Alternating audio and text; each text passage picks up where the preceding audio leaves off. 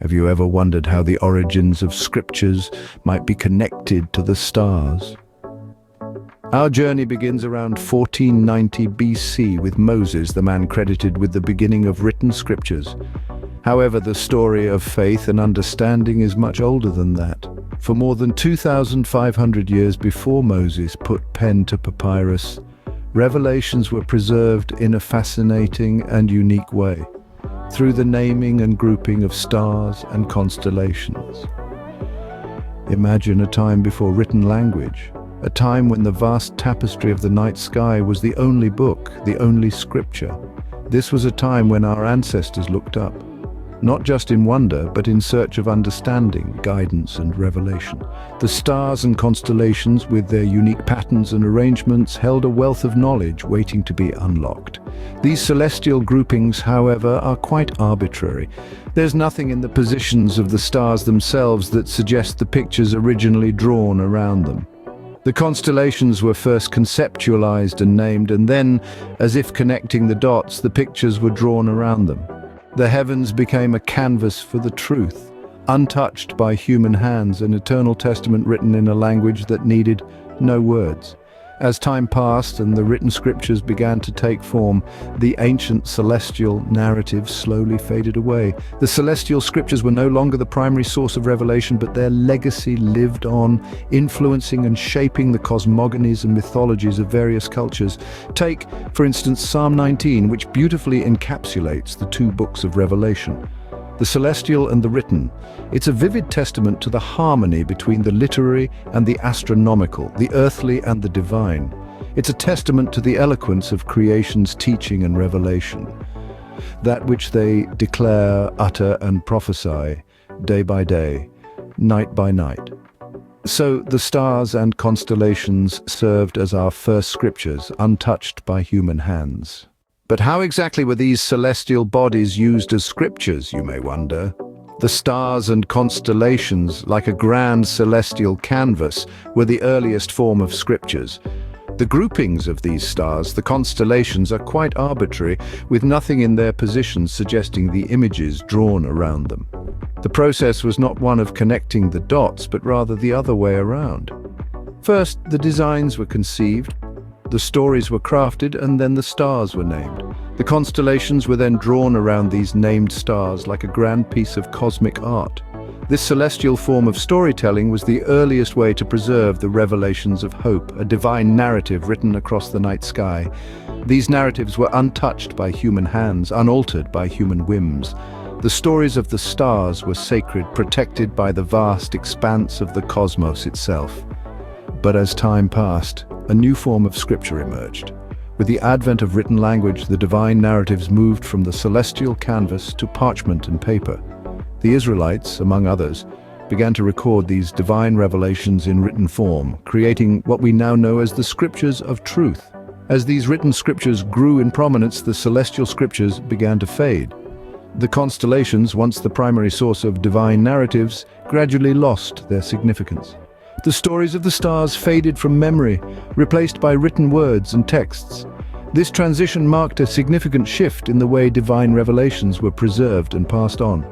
The celestial scriptures, the stories of the stars, gave way to the written scriptures, the words of prophets and sages. The stars no longer narrated the divine revelations, they became silent spectators, their stories locked away in the vast expanse of the cosmos. The heavens, once our primary source of revelation, gradually faded into the background as written scriptures took over. The night sky, once filled with divine narratives, became a silent canvas, its stories forgotten, its secrets preserved only in the parchment and paper of the written scriptures. So, what happened when written scriptures became more prevalent? Well, as the written scriptures began to take center stage, the celestial narratives that had been passed down for centuries started to fade into the background. These celestial stories, once etched into the night sky and read by all, were no longer the primary method of transmitting divine revelations. With the advent of written scriptures, humanity had a more tangible, more permanent means of recording and preserving divine truths. These scriptures, unlike the fleeting stars, could be studied, interpreted, and passed down from generation to generation with relative ease. They were no longer at the mercy of cloudy skies or the changing seasons. But what of the celestial narratives? Did they disappear entirely? Far from it. These ancient teachings preserved in the constellations were not so easily forgotten. In fact, they were transformed, adapted, and reimagined by various cultures into what we now recognize as cosmogonies and mythologies. You see, these cultures took the remnants of the celestial scriptures, the snippets of divine truths they had inherited, and wove them into narratives that explained the origins of the universe, the workings of nature, and the roles of gods and goddesses.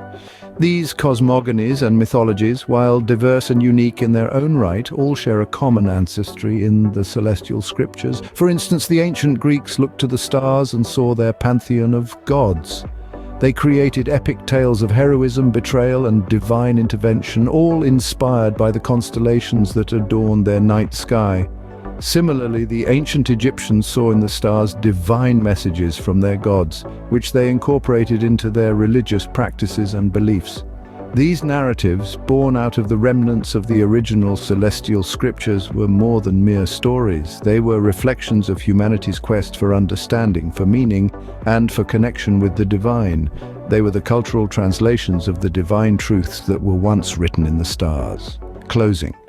Thus, the ancient celestial scriptures gave rise to the diverse cosmogonies and mythologies we know today. But is there a connection between these two forms of scriptures? Indeed, there is. This connection comes to light in the 19th Psalm, where the two books of Revelation are vividly referenced. This psalm is intriguing in its structure, almost perplexing in its sudden shift of subject at verse 7. This shift, however, is not arbitrary. It serves a purpose, linking the heavens and the scriptures in a harmonious dance of revelation. The psalm starts with a focus on the heavens from verse 1 to 4, painting a celestial picture. It speaks of the heavens declaring the glory of God, the firmament showing his handiwork. Then, almost like the sun peeking over the horizon, the psalm shifts its gaze to the sun from verse 4 to 6. The sun is described as a bridegroom coming out of his chamber and as a strong man ready to run a race. Then comes the sudden change at verse 7. The focus shifts from the grandeur of the heavens and the sun to the law of the Lord, the scriptures. The psalm goes on to describe the scriptures as perfect, converting the soul, making wise the simple, rejoicing the heart, and enlightening the eyes. Finally, from verse 11 to 14, the psalm refers to the servant dwelling in the scriptures. Just as the Son was depicted dwelling in the heavens, the servant is warned by the scriptures, and in keeping of them there is a great reward. This structure of the psalm is a clear indicator of the elaborate design intertwining the heavens and the scriptures. The first half uses literary terms, while the latter half uses astronomical terms, thus merging the two portions into a harmonious whole. The psalm doesn't merely refer to the wonders of creation, but to the eloquence of its teaching and revelation. It begs the question, what do the heavens prophesy? What knowledge do they show forth? What glory do they tell of? Both the heavens and the scriptures serve as different yet interconnected books of revelation. What do the heavens teach us according to these ancient scriptures? Let's take a moment to delve into the profound meaning of the words inscribed in the psalm. This ancient text underscores the vital role of the heavens in the daily prophecy and revelation. The heavens, in their grandeur, are not silent spectators. They are active narrators, eloquently recounting the glory of creation. Imagine the vast expanse of the night sky, speckled with stars. Each twinkling light is a piece of a grand celestial narrative. They declare, they tell, they narrate. It's a vibrant celestial discourse that unfolds every day and every night. It's an eloquence that transcends language, a story told without words. And yet, it's an eloquence that resonates with a clarity that leaves no room for doubt. So what do they declare? What knowledge do they show forth? What glory do they tell of? The heavens narrate the story of creation. They recount the genesis of the universe, the birth of stars, the formation of galaxies. They bear witness to the endless dance of celestial bodies, to the rhythms of cosmic events that have shaped our universe. Each day, the heavens prophesy, revealing new layers of this eternal narrative. Each night, they unveil a different chapter of this celestial tale. They reveal the mysteries of the universe, offering glimpses into the past, present, and future. They are the silent storytellers, the celestial scribes, penning the story of the cosmos in the language of light and shadow, of movement and stillness. The heavens in their infinite wisdom preserve the ancient teachings. These teachings, once etched in the stars, gave rise to various cosmogonies and mythologies. They served as the original scriptures, the celestial codex that predated written texts. The heavens and the scriptures are interconnected, two books of revelation that complement each other, two halves of a harmonious whole. The heavens, through their silent eloquence, continue to narrate a story as ancient as time itself. They stand as a testament to the past and a prophecy of the future, a silent yet eloquent testimony that continues to inspire awe and wonder in us all. In every corner of the world, across diverse cultures and centuries, the zodiac has consistently held a place of intrigue and reverence. These celestial constellations, 12 in total, have been imbued with meanings and interpretations that have shaped human spirituality and understanding of the cosmos. They are more than mere symbols, they are chapters in a grand narrative written across the heavens. Central to this narrative is an enduring prophecy, the arrival of a singular entity. This entity, despite enduring suffering, is destined to triumph over the old serpent, the embodiment of evil itself. This prophecy, this celestial story, is written in the language of the zodiac. But as with any book, one must know where to start reading. But where does the circle of the zodiac begin and end? The answer lies in the enigmatic Sphinx. To comprehend the beginning and end of the zodiac, we must first understand the concept of the precession of the equinoxes. This astronomical phenomenon describes the sun's gentle yet persistent shift in position over years, over millennia. You see, as our Earth spins on its axis and orbits the sun, it doesn't do so perfectly. It wobbles a bit, like a spinning top. This wobble, although small, creates a cycle that lasts around 26,000 years. This cycle is known as the precession of the equinoxes, because it slowly and continuously changes the point in the sky that we see when the equinox sun rises and sets. From our perspective here on Earth, it appears as if the sun is moving against the backdrop of the constellations of the zodiac. Each year the sun rises in a slightly different place on the horizon at the equinox, moving westward over time. This movement is so subtle that it's nearly impossible to notice from year to year, but over the span of about 2,000 years, this slight shift means the sun begins the year in a different zodiac sign. This was not some random, unforeseen event. Our ancestors predicted this shift. They knew that future generations might lose track of where the sun began its course, where this celestial story started, and where to turn the first page of this heavenly book. To address this, they created a memorial, a marker in time and space, something that would withstand the shifting sands and the passage of millennia. They created the Sphinx, with the head of a woman and the body and tail of a lion. This was to signify that the zodiac begins with Virgo the maiden and ends with Leo the lion. This gradual shift was foreseen, and it led to the creation of a significant memorial. The Sphinx. The Sphinx, with the head of a woman and the body and tail of a lion, is more than just an architectural marvel. It is a celestial bookmark. In the grand celestial library of the zodiac, the Sphinx serves as a guide, a reminder of where our cosmic journey begins and ends. Its creation wasn't just for artistic expression, nor was it a mere architectural feat. Instead, it was thoughtfully designed as a memorial, a timeless signpost, to help succeeding generations navigate through the heavenly book of the zodiac. Imagine the Sphinx as an ethereal librarian, providing us with the key to decipher the celestial manuscript. Its dual nature, the head of a woman and the body and tail of a lion, is a symbolic representation of the zodiac's origins and its culmination.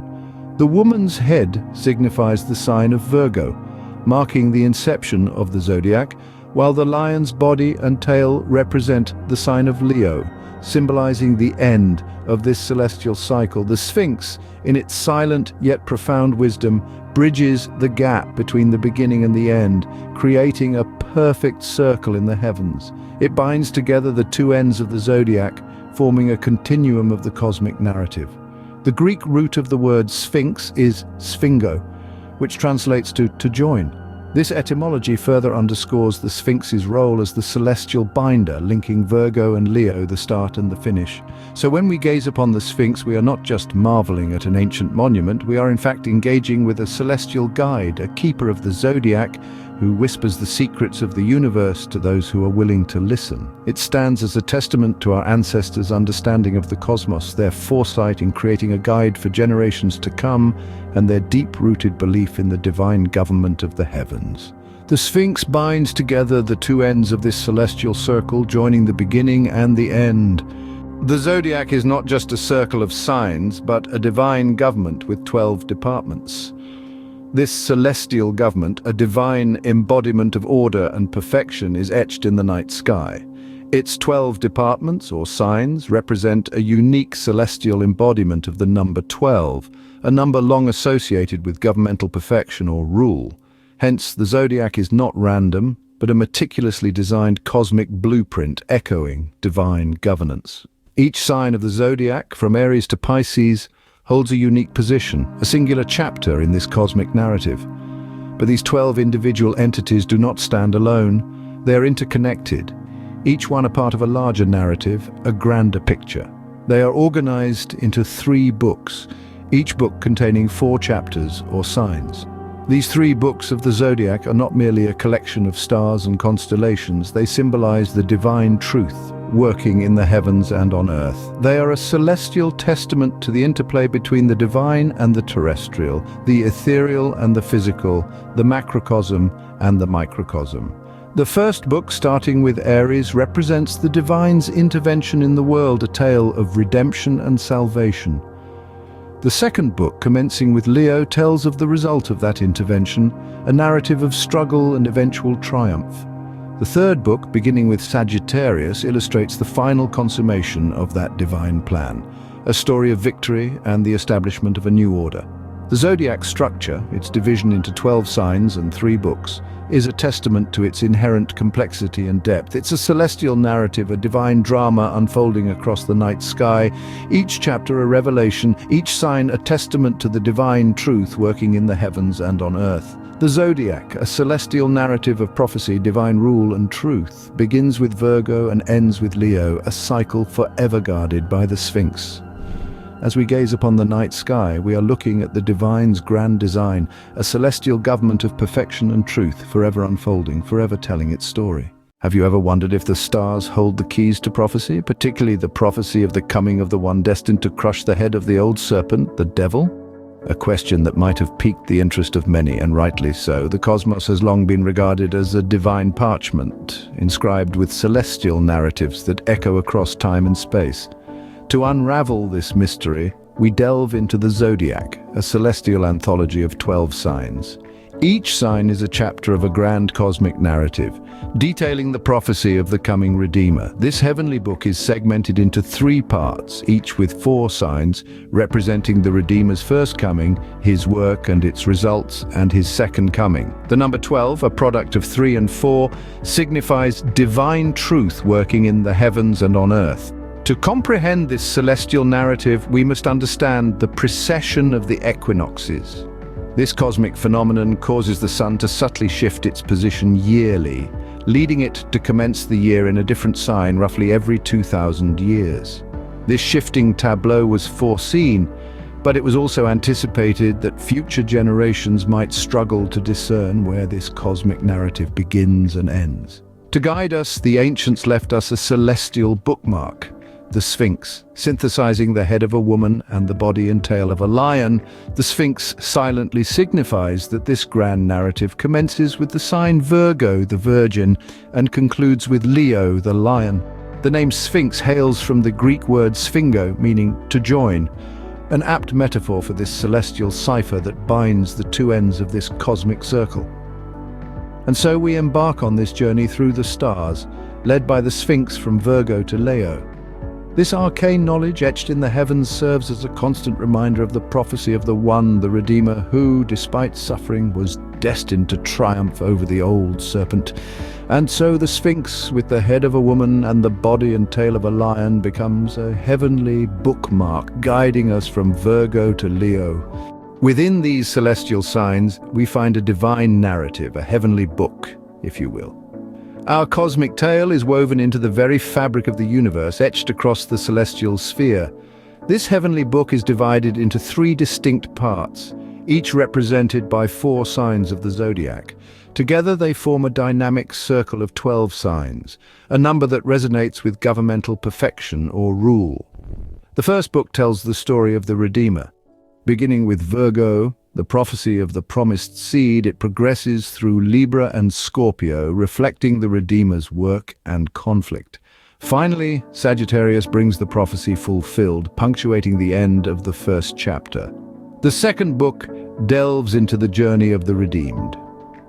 Capricornus introduces the prophecy of deliverance, followed by Aquarius and Pisces, revealing the results of the Redeemer's work, both bestowed and enjoyed. Aries sees the prophesied deliverance fulfilled, drawing a close to the second chapter. The third and final book revisits the story of the Redeemer, this time in the context of his second coming. Taurus prophesies his coming judgment, while Gemini and Cancer speak to the Redeemer's reign in glory and secure position. Leo, the final sign, fulfills the prophecy of triumph. Each of these 12 signs, these chapters in our celestial book, is further divided into 3 sections, each represented by a constellation. This results in a total of 36 constellations, which along with the 12 signs make 48 in all. This intricate structure of the heavenly book symbolizes the eternal cycle of redemption and deliverance, of prophecy and fulfillment. It is a cosmic narrative of divine truth working both in the heavens and on earth. The stars themselves tell a tale of redemption, of a promised seed and his journey through grace, conflict, and triumph. The narrative of the Redeemer and the redeemed is not bound to the pages of a book, but is written across the vast expanse of the universe itself. In this divine structure, we find the story of the Redeemer and the redeemed played out across the heavens. Our celestial journey begins with the first book, telling the story of the Redeemer's first coming. The first sign in this narrative is Virgo, the Virgin. In the grand cosmic narrative, Virgo symbolizes the prophecy of the promised seed. This is not just any seed, but a seed of hope, a seed of salvation. It is the first whisper of a Redeemer to come, a beacon of light foretold in the star-studded tapestry of the heavens. Next, we journey to Libra, the scales. Libra embodies the Redeemer's work of grace. Just as scales represent balance and justice, so does the Redeemer bring equilibrium to the cosmic scales. His mission is one of redemption, a divine balancing act of grace and justice that is mirrored in the stars of Libra. Our starry odyssey then leads us to Scorpio, the Scorpion. Here we encounter the Redeemer's conflict. The Scorpion, with its poised tail and piercing sting, symbolizes the trials and tribulations the Redeemer must face. Yet, even in the face of such adversity, the Redeemer's resolve does not waver. His journey, written in the stars, is a testament to the power of resilience and determination. Finally, we arrive at Sagittarius, the archer. This sign signifies the fulfillment of the prophecy. The archer, with his bow drawn and arrow aimed towards the heavens, is a symbol of achieving the seemingly impossible. This celestial signpost tells us that the Redeemer's mission against all odds is accomplished. The prophecy foretold in Virgo, worked out in Libra, and battled for in Scorpio is ultimately fulfilled in Sagittarius. Each of these celestial chapters, these divine signs, weaves together a narrative that transcends time and space. They tell a story of a promised seed, a work of grace, a conflict faced, and a prophecy fulfilled. They signify the perfect orchestration of the universe, a symphony of stars that reveal the grand design of the Redeemer's first coming. Our journey through the first book of the heavens is not just a celestial exploration, but a spiritual one. It's a journey that transcends our earthly understanding, reaching into the very heart of divine truth. The intricate connection between the signs and the story they tell is a testament to the beautiful complexity of the universe and the divine plan that it reflects.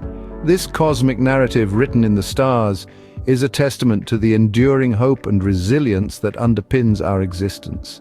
Its message is as timeless as the stars themselves, a beacon of light in the seemingly endless expanse of the cosmos. And thus the first chapter of our heavenly book closes, leaving us eager for the next.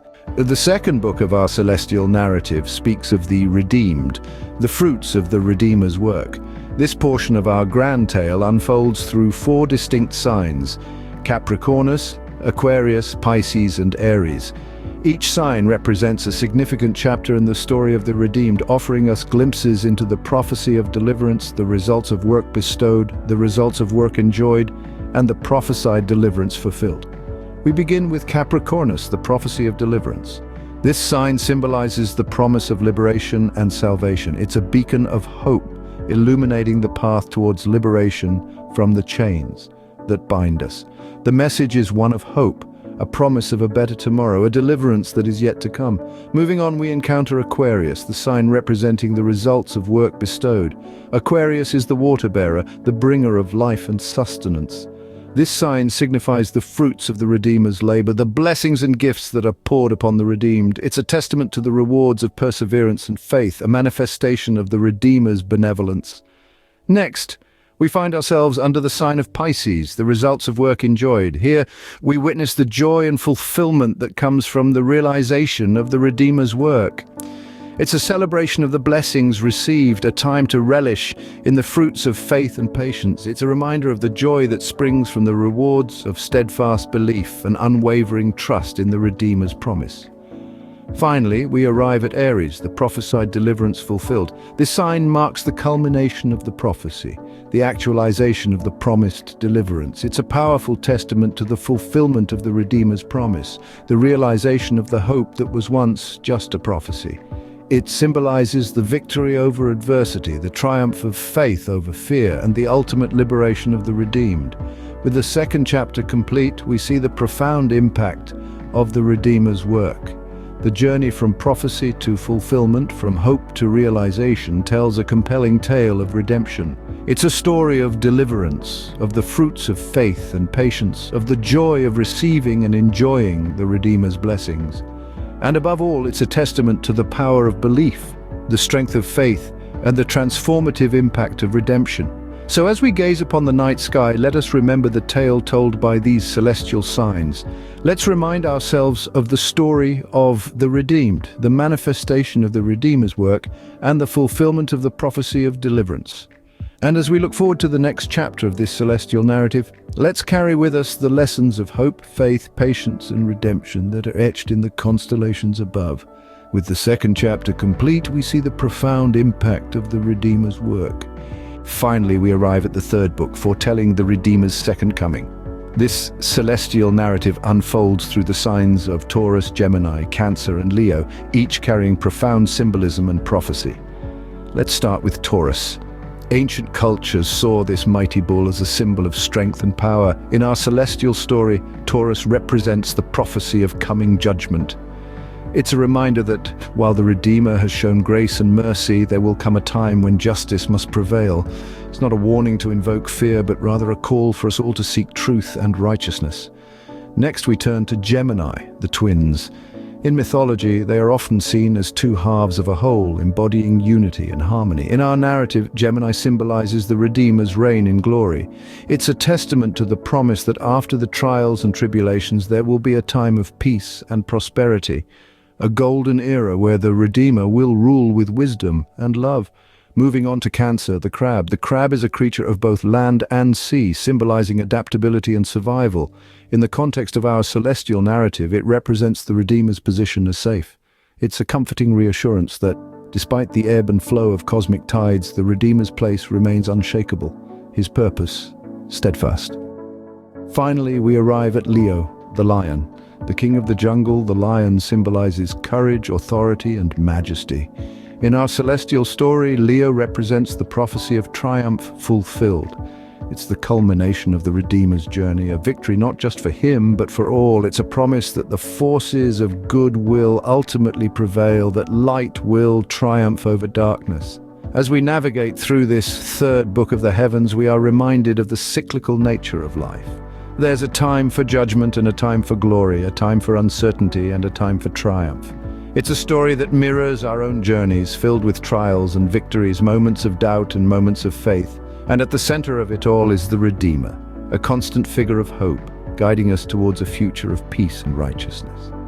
And so as we gaze up at the night sky, we are not just stargazers, but also story readers. Each constellation, each celestial sign is a chapter in a grand narrative written in the heavens. It's a story of redemption, of hope, of prophecy fulfilled. It's a celestial testament to the enduring power of faith and the promise of a brighter future. And with Leo, our celestial journey ends, leaving us with a profound sense of the prophecy fulfilled. So the next time you gaze up at the night sky, remember the story it tells, remember the lessons it holds, and remember the hope it instills. For the heavens do not just house the stars, they also contain a story, a prophecy, a promise. Our journey through the zodiac has been an exploration of prophecy as written in the stars. The zodiac celestial circle, with its 12 signs, is a testament to the perfect governmental rule of the cosmos, a divine truth working in the heavens and the earth. This divine narrative is divided into 3 books, each signifying an important aspect of the prophecy. The first book, with signs from Virgo to Sagittarius, foretells the coming of the Redeemer. Virgo, the prophecy of the promised seed, sets the stage for the narrative. Libra and Scorpio illustrate the Redeemer's work and conflict, and Sagittarius signifies the fulfillment of the prophecy. The second book, from Capricornus to Aries, speaks of the redeemed, the result of the Redeemer's work. Capricornus symbolizes the prophecy of deliverance, while Aquarius and Pisces represent the bestowed and enjoyed results of the Redeemer's work. Aries, the last sign of this book, signifies the fulfillment of the prophesied deliverance. The third book, from Taurus to Leo, prophesies the second coming of the Redeemer. Taurus foretells the coming judgment, while Gemini and Cancer depict the Redeemer's glorious reign and secure position. Leo, the final sign, signifies the fulfillment of the prophecy of triumph. The Sphinx, with its woman's head and lion's body, binds together these celestial stories, marking the beginning with Virgo and the end with Leo. This heavenly book, written in the stars, is a testament to the foreseen shift of the sun's position through the precession of the equinoxes, reminding us that the sun's course and our understanding of these celestial narratives are ever evolving. In the stars, we find not just a map of the heavens, but a divine narrative, a prophecy waiting to be fulfilled.